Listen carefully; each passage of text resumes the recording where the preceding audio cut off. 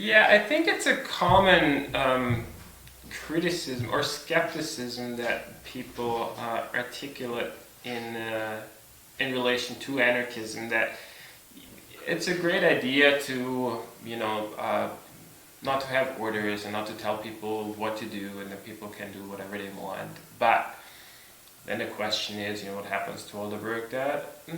not so many people really want to do, like doing the dishes or taking out the garbage or cleaning the house or I don't know what. To be perfectly honest, I think that problem is really overrated, and I think a problem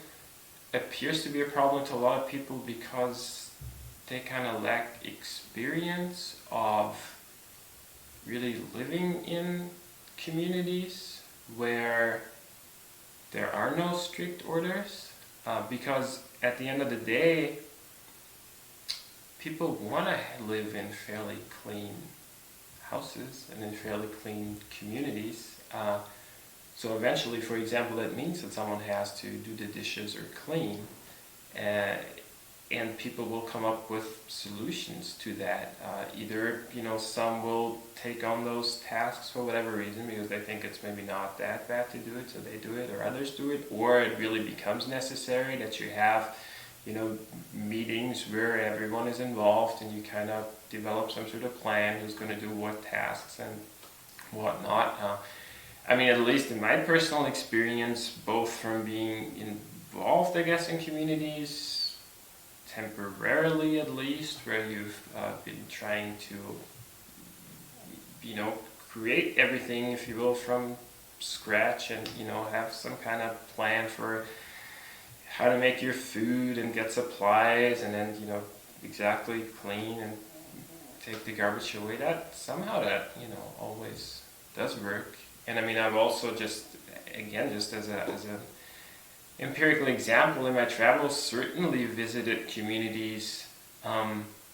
where there wasn't a strict order on how to do those things, but they still worked because people had developed, I guess, if you will, an implicit order that took care of those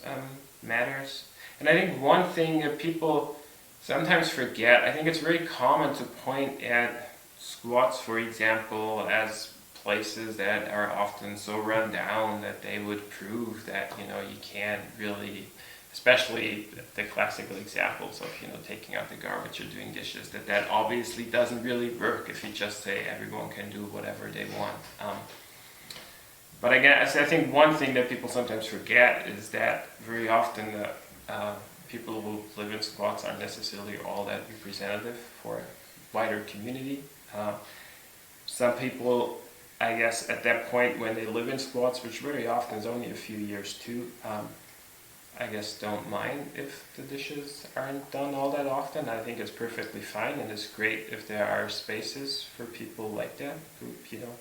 can be a bit more, carefree maybe about those things. But that's no indication how society would look like if you left, wider communities to their own device or allowed them to organize daily life themselves. Even in squats, if it really gets too much, there are also very clean squats, of course. But even in dirty squats, when it gets too dirty, people will do something about it. And I think that will always happen in communities. So